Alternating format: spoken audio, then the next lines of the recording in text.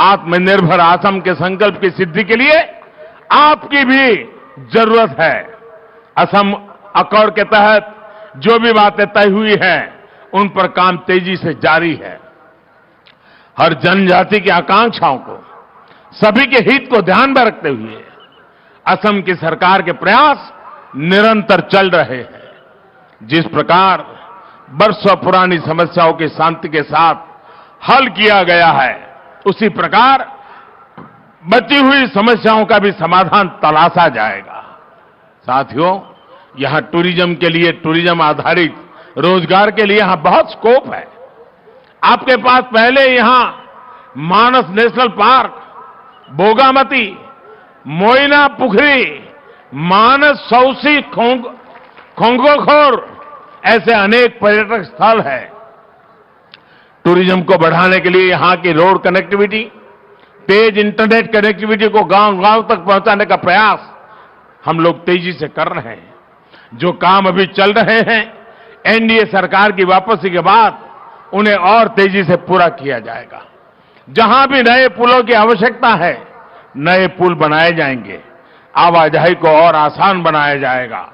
साथियों, यहां साल के एक हिस्से में बाढ़ आती है और दूसरे हिस्से में किसान को पानी की कमी से जूझना पड़ता है। इस स्थिति को बदलने के लिए हम पूरी ईमानदारी से काम कर भी रहे हैं और आगे भी करेंगे। पीने के पानी के लिए हर घर जल अभियान को भी 2 मई के बाद तेजी से और आगे बढ़ाया जाएगा। प्रयास यह है कि जल्द से जल्द असम के हर परिवार को पाइप से पानी की सुविधा दी जाए। भाई और बहनों, यहां के चाय बागान में काम करने वाले साथियों को भी कांग्रेस ने लंबे समय तक मुसीबतों में रखा, अभाव में रखा। चाय बागान में काम करने वाले लोगों के लिए सबसे ज्यादा काम एनडीए सरकार ने किया है। इस साल के केंद्रीय बजट में चाय बागान में काम करने वालों के लिए 1000 करोड़ रुपए की विशेष व्यवस्था की गई है। 1000 करोड़ रुपया शायद पहली बार आजादी के बाद एक साथ चाय बागान के लिए खर्च करने का तय हुआ है। चाहे मजदूरी में वृद्धि हो, आपको अनेक योजनाओं के तहत बैंक अकाउंट से सीधे मदद हो, स्वास्थ्य और घर की सुविधाएं हो, ये काम आगे निरंतर चलते रहेंगे। भाई और बहनों, मेरा उन युवा साथियों से विशेष आग्रह है जो पहली बार वोट डालने जा रहे हैं। देश की आजादी के 75 वर्ष का पर्व मनाते हुए आप जो वोट डालेंगे, वो इस बात को भी तय करेगा कि जब हम आजादी के 100 वर्ष मनाएंगे तो असम कितने आगे होगा। भाजपा के संकल्प पत्र में इसके लिए स्पष्ट रोड मैप हमने रखा है। आज डाला गया आपका वोट आपके भविष्य के 25 वर्षों की नींव तय करेगा। असम के एक बड़े हिस्से ने अपना दायित्व निभा दिया है। 2 राउंड के मतदान में सबने बहुत उत्साह के साथ इस सपने को पूरा करने के लिए अपना काम किया है। अब बारी लोअर असम की है, आप सबकी है। महाजोत के महाजूट को आपको सिरे से नकारते चलना है। जिस तरह पहले 2 चरणों में आपने बीजेपी की, एनडीए की सरकार ज्यादा से ज्यादा सीटों पर विजय सुनिश्चित की है, वैसे ही आपको तीसरे चरण में भी करना है। भाइयों बहनों, चुनाव अभी चल रहा है। मैंने सुना कल कुछ लोगों ने घोषणा कर दी है। उसमें 2 बातें हैं। एक तो उसमें उन्होंने मान लिया है कि ये चुनाव वो हार चुके हैं, और अगली सरकार कैसी बनेगी, वो सरकार वालों ने क्या पहना होगा, उस सरकार वालों ने क्या दिखते होंगे, इसका वर्णन किया है। भाइयों बहनों, इससे बड़ा असम का कोई अपमान नहीं हो सकता है। इससे बड़ा असम की संस्कृति का कोई अपमान नहीं हो सकता है। अभी से 5 साल के बाद असम को कब्जा करने की व्यूहरचना, सपने, ये चौंकाने वाली बातें हैं मेरे भाइयों। भाइयों बहनों, मेरा आपसे आग्रह है, आपको भारी संख्या में निकलकर मतदान करना है। एनडीए के लिए मतदान करना है। मैं फिर एक बार इतनी बड़ी तादाद में आकर के आपने जो प्यार दिया है, आशीर्वाद दिया है, विशेष करके माताएं बहनें इतनी बड़ी संख्या में आई है, ये मेरा बहुत बड़ा सौभाग्य है। आप तो मेरे लिए शक्ति रूपेण हो, आपकी ही शक्ति है जो हमें नई ऊर्जा देती है, नई ताकत देती है। मैं फिर एक बार मातृशक्ति को भी प्रणाम करता हूं, आप सभी भाइयों बहनों को भी प्रणाम करता हूं। मेरे साथ पूरी ताकत से बोलिए, भारत माता की। आवाज इतनी जबरदस्त निकले कि पूरे लोअर आसाम को खड़ा कर दे। भारत माता की, भारत माता की, भारत माता की, भारत माता की, भारत माता की। बहुत बहुत धन्यवाद।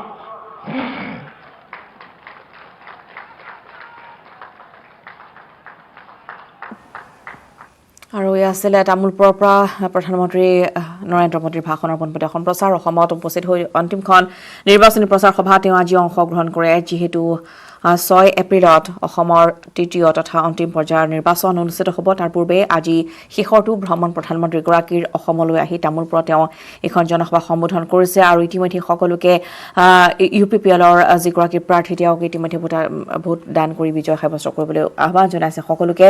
লাওপাৰা তামোলপুৰৰ পৰা এয়া পোনপটীয়া সম্প্ৰচাৰ আমি দেখুৱাইছোঁ। UPPLৰ লেহুৰাম বড়োৰ হৈ আজি নিৰ্বাচনী প্ৰচাৰ সভাত অংশগ্ৰহণ কৰে প্ৰধানমন্ত্ৰীগৰাকীয়ে।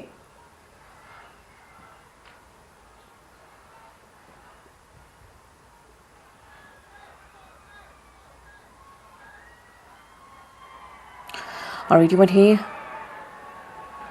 তামোলপুৰত উপস্থিত হোৱাৰ পিছতেই প্ৰধানমন্ত্ৰীগৰাকীয়ে জনতাক সম্বোধন কৰিছে। মিটিং শেষ হোৱা নাই, ইয়াৰ পিছত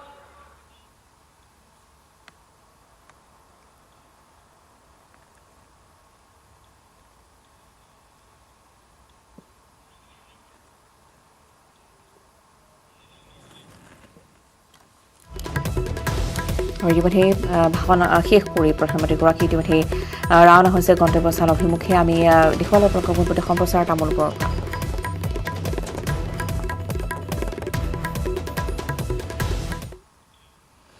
পৰৱৰ্তী খবৰ, মাজুলীত গড়ৰ মুক্ত বিচৰণ। দৰিয়া দলঙৰ সমীপত গড়ৰ মুক্ত বিচৰণৰ কেন্দ্ৰ কৰি আতংকময় পৰিৱেশ বিৰাজ কৰে। বৰ্তমানেও জনাঞ্চলতে বিচৰণ কৰি আছে গড়টোৱে। খাদ্যৰ সন্ধানত কাজিৰঙাৰ পৰা গড়টো ওলাই আহিছিল আৰু তাৰ পিছতে গড়টো খেদি পঠিয়াবলৈ ইতিমধ্যে বন বিভাগে চেষ্টা অব্যাহত ৰাখিছে। ধন্যবাদ জনাইছো যে মাজুলীত গড়ৰ মুক্ত বিচৰণৰ কেন্দ্ৰ কৰি আতংকময় পৰিৱেশে বিৰাজ কৰে। দৰিয়া দলঙৰ সমীপত গড়ৰ মুক্ত বিচৰণ। বৰ্তমানে জনাঞ্চলত বিচৰণ কৰি আছে গড়টোৱে। খাদ্যৰ সন্ধানত কাজিৰঙাৰ পৰা গড়টো ওলাই আহিছিল। গড়টো খেদি পঠিয়াবলৈ বন বিভাগে অহৰহ প্ৰচেষ্টা অব্যাহত ৰাখিছে।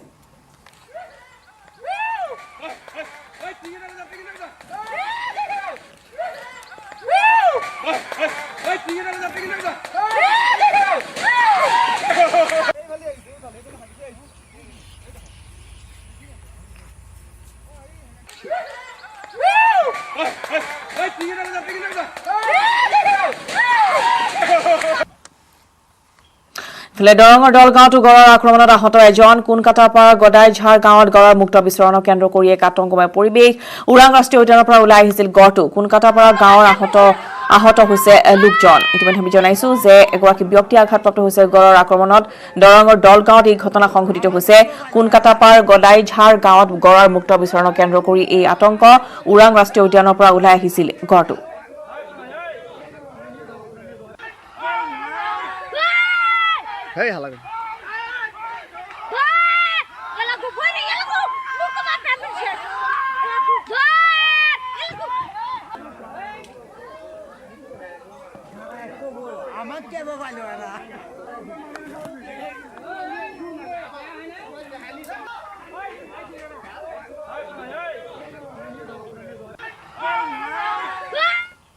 আৰু ফলে দেশত ভয়ংকৰ হাৰত বৃদ্ধি কৰোনা আক্ৰান্তৰ সংখ্যা। 24 ঘণ্টাত 89,129 জনকৈ নতুনকৈ আক্ৰান্ত হৈছে কৰোনাত। বিগত 24 ঘণ্টাত মৃত্যু হৈছে 714 জনকৈ লোকৰ। এই বৰ্ষত সৰ্বাধিক কৰোনাত আক্ৰান্ত আৰু কেৱল মহাৰাষ্ট্ৰতে 47,827 জন আক্ৰান্ত হৈছে। মুম্বাইত 8,844 জন, পুনে 4,766 জন, নাগপুৰত 3,004 জন, কৰ্ণাটকত 4,991 জন, দিল্লী 3,594 জন, গুজৰাটত 2,640 জন আক্ৰান্ত। ধন্যবাদ জনাইছো। দেশত কেৱল ভয়ংকৰ ৰূপত এতিয়া কৰোনা আক্ৰান্ত সংখ্যা বৃদ্ধি পাবলৈ ধৰিছে। 24 ঘণ্টাত 89,129 29 জন নতুনকৈ কৰোনাত আক্ৰান্ত হৈছে বিগত 24 ঘণ্টাত মৃত্যু হৈছে 714 জনকৈ লোকৰ এই বৰ্ষত সৰ্বাধিক কৰোনাত আক্ৰান্ত হৈছে কেৱল মহাৰাষ্ট্ৰতে 47827 জন আক্ৰান্ত হৈছে মুম্বাইত 8844 জন পুনেত 4766 জন নাগপুৰত 3004 জন কৰ্ণাটকত 4991 জন দিল্লী 3594 জন গুজৰাটত 2640 জন আক্ৰান্ত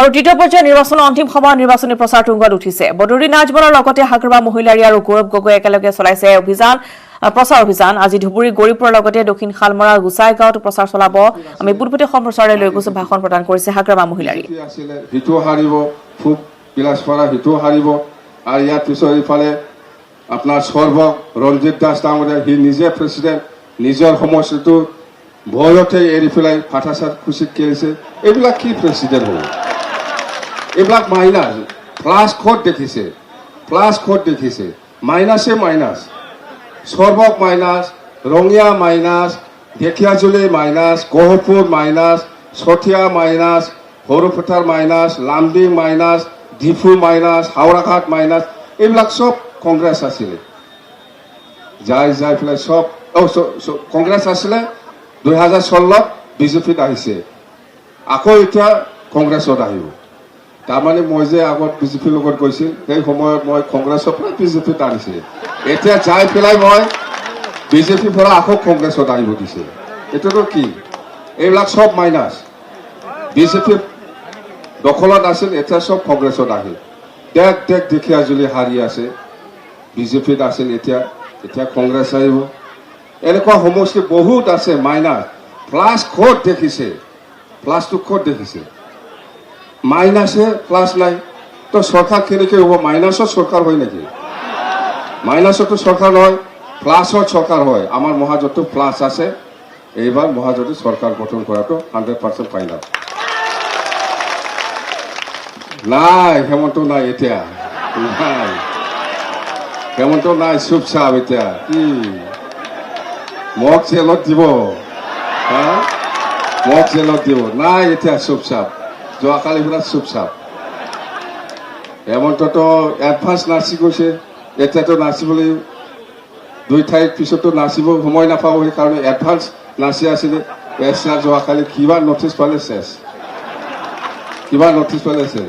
কি হ'ব এতিয়া হয় হেমন্ত আপুনি যে ইমান মানে মোৰ ওপৰত খং উঠি পেলাই ইমান বেয়া কথা কৈছিল আপুনি এতিয়া আপোনাৰ অৱস্থা কি মইতো কৰা নাই এইটোতো কৰ্মীনে কৰিছে এইটোতো ইলেকশ্যন কমিশ্যনে কৰিছে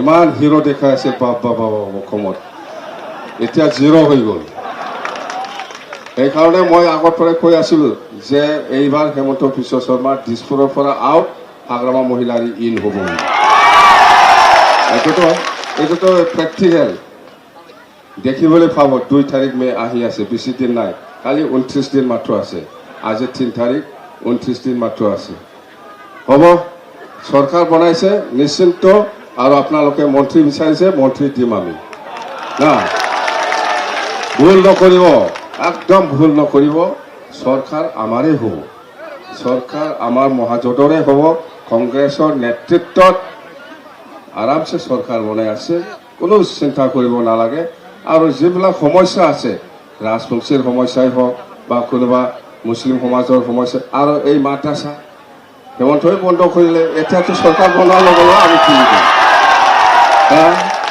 হেমন্তহে বন্ধ কৰিছে আমি এতিয়া খুলি দিম কি বন্ধ কৰা গোটেই বস্তুটো আমি খুলি দিম কি বন্ধ কৰিছে আমি খুলি দিম কোনো ঠিক নাই হেমন্তৰ লগত কোনো ঠিক নাই সি কেতিয়াবা বড়ো মিডিয়ামকো বন্ধ কৰিব পাৰে জানে এতিয়া মাদ্ৰাছাটো বন্ধ কৰিছে বড়ো মিডিয়ামকো বন্ধ কৰিব সি অততে এইবাৰ হেমন্তৰ কিবা নাই দিন নাই এইবাৰ আমাৰ মহাজোঁটৰ দিন আছে চৰকাৰ চলাব তো সেইখিনি ক'লো আমাৰ আশা থাকিল আপোনালোকে 6 তাৰিখত যিটো নিৰ্বাচন হ'ব ইয়াত থালা চাবিতে ভোট দিব দেই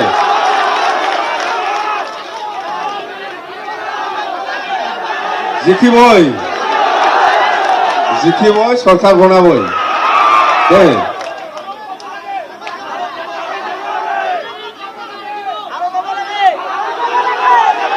এই যে আপোনালোকে শুনা নাই নৰেন্দ্ৰ মোদী ডাঙৰে কি কৈছে শুনা নাই সেইদিনা এই আফাৰ আছামত বোলে গুৰুজনা শ্ৰীমন্ত শংকৰদেৱ বোলে ব্ৰিটিছৰ লগত যুদ্ধ কৰি শ্বহীদ হৈছে এইটো কিবা কথা হ'ল গুৰুজনা শ্ৰীমন্ত শংকৰদেৱে বোলে ব্ৰিটিছৰ লগত যুদ্ধ কৰিহে শ্বহীদ হৈছে পাগল পাগল কয় এইটো হ'ল কি আমাৰ প্ৰাইম মিনিষ্টাৰ দেশটো চলাই আছে ক'ত একো আছামৰ হিষ্ট্ৰী একো নাজানা মানুহবিলাক এনেকুৱা ক'ব নালাগে আৰু অমিত শ্বাহ ৰমাকান্ত দেউৰী আমি ইফালে জাগিৰোডত মিটিং কৰি আছে সেইফালে অমিত শ্বাহে মৰিগাঁৱত মিটিং কৰি আছিল ৰমাকান্ত দেউৰীৰ হৈ পেলাই ৰমাকান্ত দেউৰী হ'ল মঠা মানুহ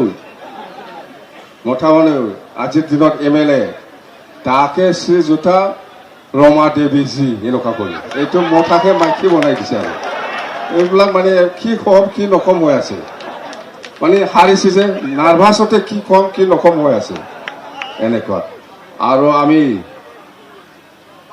আচলতে কি মাটিৰ ফাট্টা লাগে না নালাগে মাটিৰ ফাট্টাটো 1 নম্বৰ এইটো হ'ল অসমত মই চনটো একজাক্ট নহয় 1950 না 51ত অসমত একবাৰ মাটিৰ জৰীপ কৰিছিল জৰীপ কৰি পেলাই ফাট্টা দিছিল আজিলৈকে আৰু একবাৰো হোৱা নাই মই জানাত চনটো এনেকুৱা 50 নহ'লে 51 হ'ব যেন হওক 51 ইয়াৰ পিছত কৰা নাই এইবাৰ মহাজোঁটে আকৌ 1951 নিচিনা মাটিটো জৰীপ কৰি পেলাই ফাট্টা দিয়াৰ ব্যৱস্থা ল'ব ভাল না বেয়া এইটো মাটিৰ পট্টা নথকাৰ কাৰণে বহুত মানুহে চৰকাৰী আঁচনি পোৱাৰ পৰা বঞ্চিত হৈছে মাটিৰ পাট্টা থাকিব লাগে তেতিয়া চৰকাৰী আঁচনিবিলাক পাবলৈ সক্ষম হয় যেনেবা আই ঘৰ কাৰোবাৰ লগত হয়তো মাটিৰ পট্টা নাই এই কাৰণে গৰীব মানুহ হ'লেও আজি আই ঘৰ পাবলৈ সক্ষম হোৱা নাই এইবিলাক ডকুমেণ্ট লাগে আমিতো BTCত আৰম্ভই কৰিছে মাটিৰ পট্টা দিয়াটো কমপ্লিট হোৱা নাই আৰু চৰকাৰ অহাৰ পিছত আমি দিম মাটিৰ পাট্টা 1 নম্বৰ এইটো সবকে দিয়া হ'ব প্ৰত্যেক জাতি জনগোষ্ঠীৰ লগত বহুত বছৰ হ'ল না মাটিৰ পাট্টা বিতৰণ নকৰাটো এইবাৰ আমি মহাজোঁট হিচাপে সকলোকে মাটিটো জৰীপ কৰি পেলাই মাটিৰ পাট্টা দিয়াৰ ব্যৱস্থা কৰিম সেইটো ঠিক আছে তো না ঠিক আছে আৰু আমি এইবাৰ হৈছে বেছি ক'ব নালাগে বেছি কালি লাভ নাই একজন মানুহ চুপচাপ হৈ আগলো এটাতো কেল আমার সঙ্গে খাজা করে করে কেল এখন নিজে কেল একজনটো এত তো চুপচাপ এখন নাই কার সঙ্গে ঝগড়া করবো এখন একটা তো চুপচাপ হয়ে গেল না হবে দে আমরা একটা মিটিং আছে এখন আবার একটা মিটিং আছে জয়নিং প্রোগ্রাম আছে বলে জয়নিং প্রোগ্রাম আছে আরামসে চিন্তা করবো না লাগে দে সরকার হবেই বাস আরামসে আর আমার আজমল সাহেব আহি আছে বড়ফ্রা হগোন নাलाय होगोन दा होगोनथ' होनांगौ बनेनखौ प्रेजेन्ट थानांगौ जोंहा मिथिबाय बनेनखौ प्रेजेन्ट थानांगौ बे मानि एथ' दुगा जादों बे बनेन नोंलाय सोरसि बेलाय आरामसे जेनखायो नोङो दे এমন এতিয়া কনক্লুড কৰা নাই এতিয়া আছে বিজেপি টু BPF জয়নিং আছে আমি অতিথিবৃন্দক তেওঁলোকক গামছা দি দিম আৰু এয়া ধুবুৰীৰ পৰা আমি দেখুৱালো পুনপটীয়া সম্প্ৰচাৰ য'ত ইতিমধ্যে গৌৰীপুৰ সমষ্টিত ভাষণ প্ৰদান কৰিছে BPF প্ৰধান হাগ্ৰামা মহিলাৰে তেওঁ ইতিমধ্যে উল্লেখ কৰিছে যে এইবাৰ তেওঁলোকৰ চৰকাৰ আহিব আগন্তুক নিৰ্বাচনত গতিকে আৰু ইতিমধ্যে তেওঁ সমালোচনা কৰিছে শাসকীয় দলটোক যে তেওঁলোকক সমালোচনা কৰিবলৈ গৈ ইতিমধ্যে যেটো নিষিদ্ধ কৰি দিয়া হৈছে হিমন্ত বিশ্ব শৰ্মাক সেই কথাও তেওঁ ভাষণ প্ৰসংগত ইতিমধ্যে উল্লেখ কৰিছে আৰু এইবাৰ আগন্তুক দিছপুৰ এইবাৰ মিত্ৰজোঁটে দখল কৰিব বিৰোধীয়ে দখল কৰিব এই কথা তেওঁ উল্লেখ কৰিছে সমান্তৰালভাৱে ইতিমধ্যে দেখিবলৈ পোৱা গৈছে যে আজি একেখন সভাতে ইতিমধ্যে উপস্থিত আছে সাংসদ গৌৰৱ গগৈ